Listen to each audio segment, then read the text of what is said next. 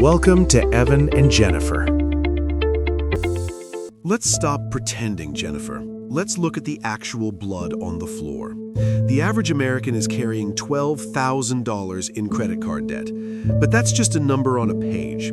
The real horror is the 29% APR. If you have $12,000 at 29%, you aren't borrowing money anymore. You are a high-interest hostage. You are literally paying the bank nearly $300 every single month just for the privilege of being in debt. That's $3,600 a year that vanishes into thin air. It's a financial hemorrhage. A hemorrhage? That sounds so clinical, Evan. So detached. You say $12,000 like it's a math problem that needs solving. For the people listening, it's not a math problem. It's a weight on their chest. It's the feeling of your heart dropping into your stomach when you see an overdue notice in the mail. It's the shame of having to choose between paying the electric bill or buying fresh groceries. You talk about 29% like it's a choice.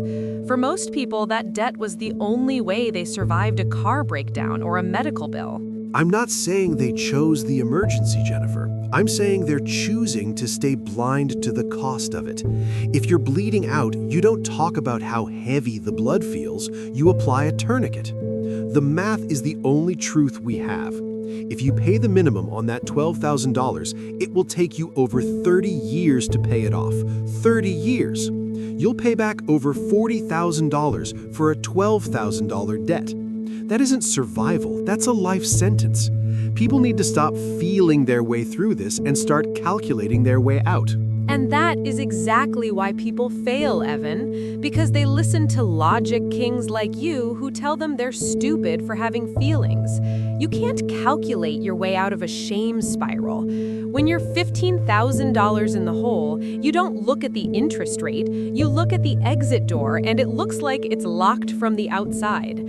People hide their bills in the kitchen drawer because looking at those numbers feels like looking at a death warrant. If you don't address the paralyzing fear first, your logical plan is just a piece of paper that's going to end up in the trash. Fear is what happens when you don't have a plan. Logic isn't an insult, it's a ladder. If I show you that you are losing $10 a day to pure interest, $10 that could be buying your freedom, that should be the loudest wake-up call in your life. Anger is more useful than shame. I want people to be furious that they are working 40 hours a week just to fund a bank CEO's third vacation home. You say address the heart, I say address the math, and the heart will follow when the debt actually starts to disappear. The heart doesn't follow a spreadsheet, Evan. The heart follows a win. You're talking about 30-year projections and interest savings, but my listeners are just trying to get through Tuesday without a panic attack. They've been told they're failures by society, by their banks, and now by your cold, hard facts. They need to know they aren't their debt. They need to know there's a way out that doesn't involve being a robot for the next decade. This isn't just about money, it's about reclaiming a life that's been stolen by high-interest plastic. Then let's reclaim it, but let's do it with our eyes open. The abyss is deep, Jenifer. $1.1 trillion in total American credit card debt. That's the scale of the enemy. If we're going to fight it, we can't use blunt tools and good vibes. We need a surgical strike. We need to decide right now, are we going to optimize for the math or are we going to optimize for the human brain? Because they don't always walk the same thing. Finally, something we agree on. The brain and the math are at war. And until we settle that war, that $12,000 balance isn't going anywhere. It's time to stop describing the hole and start talking about how to climb out. All right, Jenifer, the abyss is mapped. Now we choose the weapon. If you want to be the person who actually wins the game against the banks, there is only one logical choice: the debt avalanche. It's surgical. You list your debts by interest rate, highest to lowest. You ignore the balance. You don't care if the card is $500 or $5,000. You take every extra cent you have and you hammer that 29% interest card until it's dead. Why? Because math doesn't have feelings, and math says that 29% is a fire burning down your house. You put out the biggest fire first, period. The biggest fire? Evan, if the biggest fire is 10 stories high and you only have a garden hose, you're gonna get discouraged and run away. That's why your avalanche fails in the real world.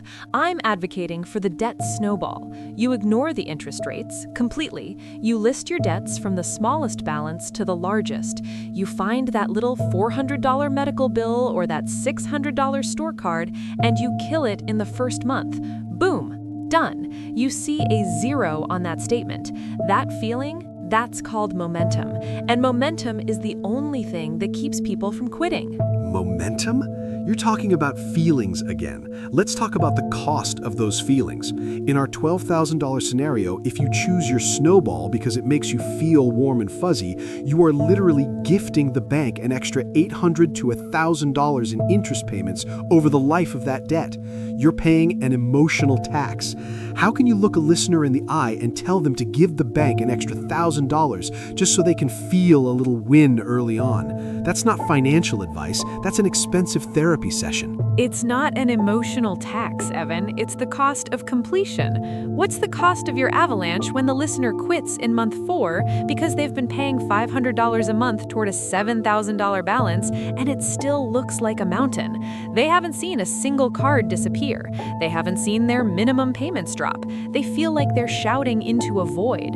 When they quit, they don't just lose $800 in interest, they lose the whole war. They stay in debt for the rest of their lives. I'd rather someone pay an extra $800 to actually finish the journey than save $800 on a plan they abandon. People abandon plans because they lack discipline, Jenifer. We shouldn't be encouraging that lack of discipline by telling them to do the easy thing. If you can't handle the math of an avalanche, you're letting the bank win twice. First, they trapped you in debt, and now they're trapping you into paying more interest because you need a gold star and a pat on the back for paying off a tiny bill. If you want to be wealthy, you have to learn to act like a machine. Machines don't need dopamine, they need efficiency.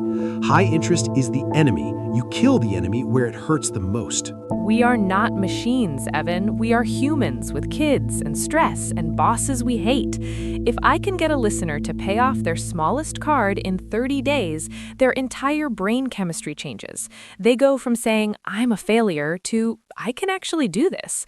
That shift in identity is worth 10 times whatever interest savings you're calculating on your little spreadsheet. You're optimizing for the dollar, I'm optimizing for the human. The snowball works because it turns a marathon into a series of 100-meter sprints. Each zero is a finish line. Each finish line gives you the strength for the next lap. But while you're running those little sprints, that 29% monster is growing, it's compounding, it's eating the very money you're trying to save. Look, let's be real. If you have two cards, one is $1,000 at 10% and the other is $5,000 at 30%, and you pay off the $1,000 one first, you are mathematically losing. You are choosing to stay in debt longer. You are choosing to be poorer. Why is feeling good more important than being debt-free sooner? I want the listener to be debt-free in 18 months, not 24 months. Those 6 months of your life are worth more than a dopamine hit. Those 6 months don't exist if they quit at month 6. That's the point you keep missing. The avalanche is a perfect plan for a perfect person, but perfect people don't have $12,000 in credit card debt. Our listeners are struggling. They're tired. They need to see that their effort actually results in a bill disappearing from their life. One less login, one less password to juggle. That's not just a feeling, Evan. It's cash flow. When that smallest card is gone, that $50 is now extra ammunition for the next card. It's a snowball. It starts small, but by the time it hits the big debt, it's an unstoppable force. Fine, you want to talk cash flow? The avalanche creates cash flow by reducing the total interest burden. If you want to kill the debt, you have to be a sniper, not a kid playing with a snowball. You pick the target that is doing the most damage and you eliminate it. No distractions, no small wins, just cold, calculated execution. That's how you beat the banks at their own game. The banks love your plan, Evan. They love it because they know most people won't stick to it. They're betting on people getting bored and frustrated. I'm betting on the power of a win, and I'll take a win over a formula any day of the week. We've spent the last few minutes arguing about snowballs and avalanches. But here's the truth. Neither method matters if you don't have a foundation. Before you put $1 extra toward a credit card, I don't care if the interest is 10% or 50%, you need a $1,000 starter emergency fund. It is your financial firewall. Without it, you aren't fighting a war. You're just playing a game of musical chairs with your debt. $1,000? Evan, are you kidding me? For the person we're talking about, the one with $12,000 in debt and a bank account that hits zero every Friday, $1,000 sounds like $1 million. You're telling someone whose hair is literally on fire to stop and go buy a fire extinguisher first. They're looking at that 29% interest eating them alive, and you want them to let that money sit in a savings account earning 0.01%? That's a hard sell, even for me. It's a hard sell because people are short-sighted, Jenifer. Let's look at the cycle. Why are they in debt in the first place? Because when the tires went bald or the transmission blew, they didn't have the cash, so they reached for the plastic. If you start paying down your debt without a cash buffer, the very first life event, a broken water heater, a trip to the ER, is going to send you right back to the credit card. You'll erase months of hard work in a single swipe. The $1,000 isn't about interest rates. It's about breaking the cycle of dependency on the banks. I understand the cycle, but you have to understand the panic. Telling someone to save $1,000 while they owe $12,000 feels like telling someone to build a bunker while they're being shot at. It's terrifying. They see that interest compounding every day, and it feels like they're losing ground.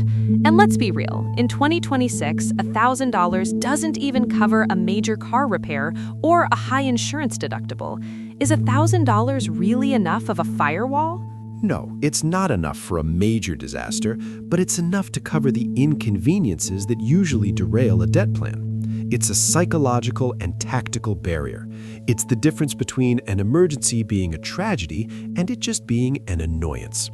When you have that grand in the bank and your kid needs a $400 dental filling, you pay cash. You don't add to the debt. You keep your momentum. It's the only way to prove to yourself that you don't need the credit card company to survive a rainy day. But the reality for my listeners is that saving that first $1,000 is the hardest part of the whole journey.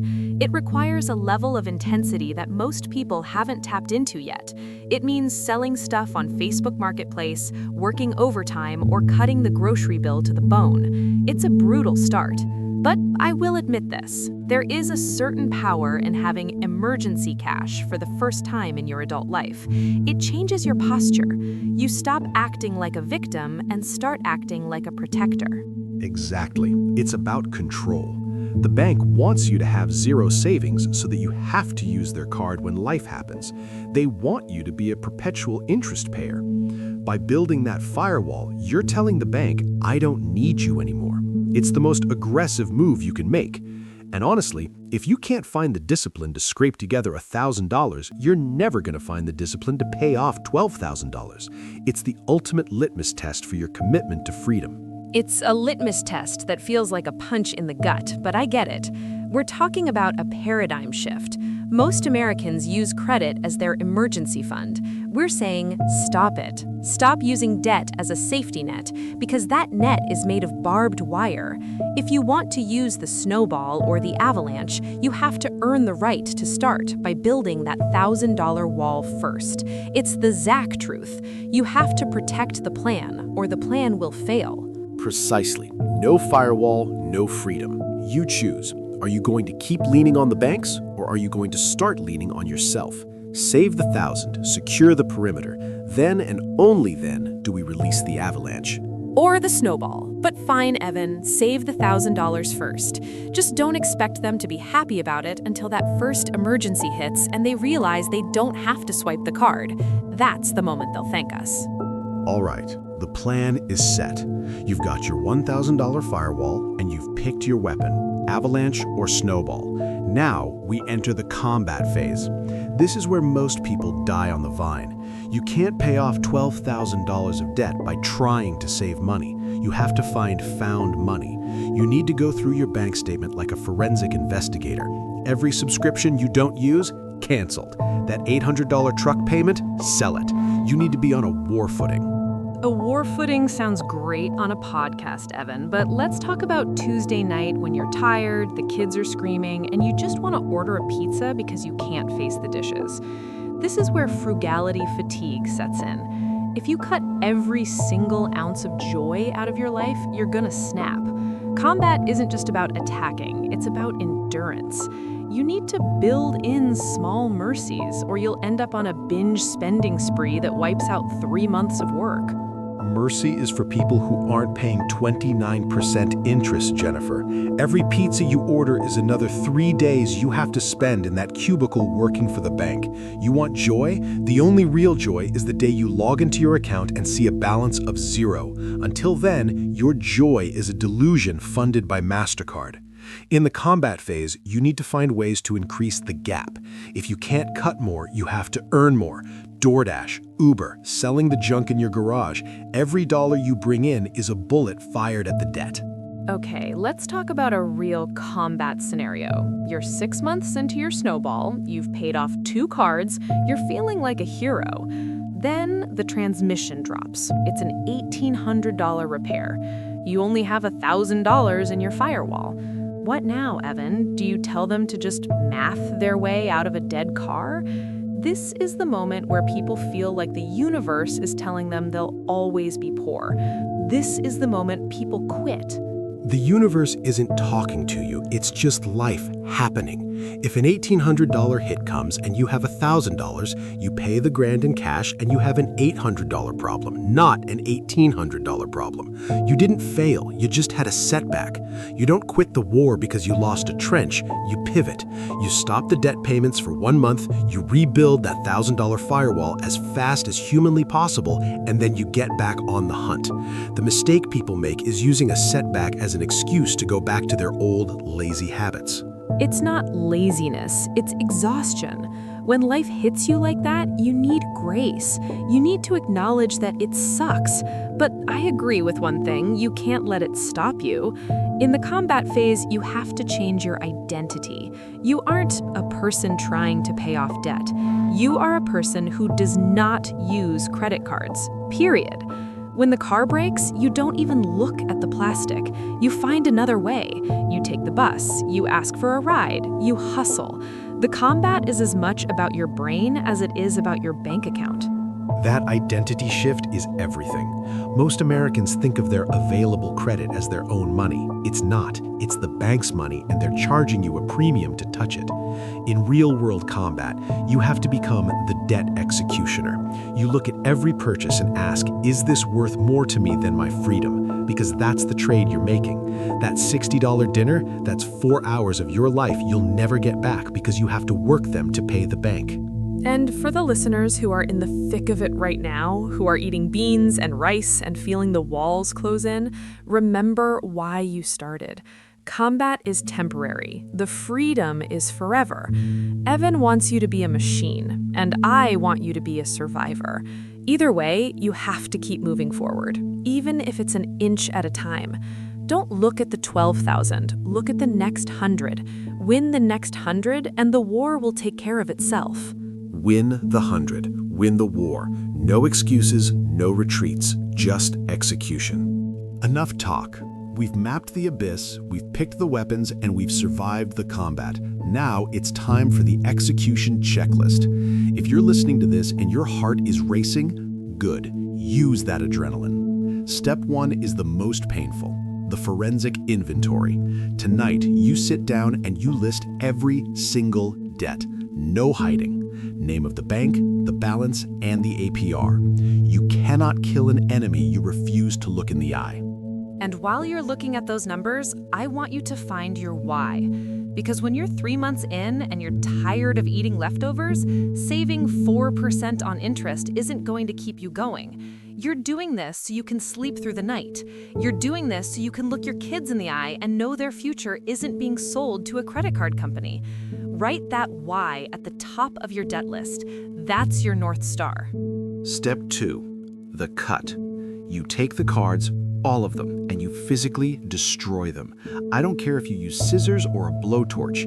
If you keep them just for emergencies, you are planning for failure. You've already got your $1,000 firewall for emergencies. The plastic is dead. Stop the bleeding so we can start the surgery. Step 3. Pick your lane. Listen to your gut. If you need a win by the end of this month to stay in the fight, choose the snowball. Kill the smallest debt first. If you are a cold-blooded executioner who can handle the long game, choose the avalanche and snipe the highest interest rate. There is no wrong choice here. The only wrong choice is standing still. Step 4. The 48-hour hustle. I want you to find $500 in the next 48 hours. Sell the old TV, cancel the premium gym membership you never use, sell the clothes in the back of your closet. Take that $500 and throw it at your target debt immediately. Prove to the banks and to yourself that you are in control now. This is a blitzkrieg. You hit them hard and you hit them fast. And finally, step 5, the accountability seal. Tell one person, not the person who's going to judge you, but the person who's going to check in and ask, how's the snowball going? Debt thrives in secrecy and shame. When you bring it into the light, it loses its power over you. You aren't a debtor anymore. You are a free human in training. The math is on your side once you stop fighting it. Every dollar you pay down today is a dollar that can never be taxed by interest again. You are buying back your life 1 hour at a time.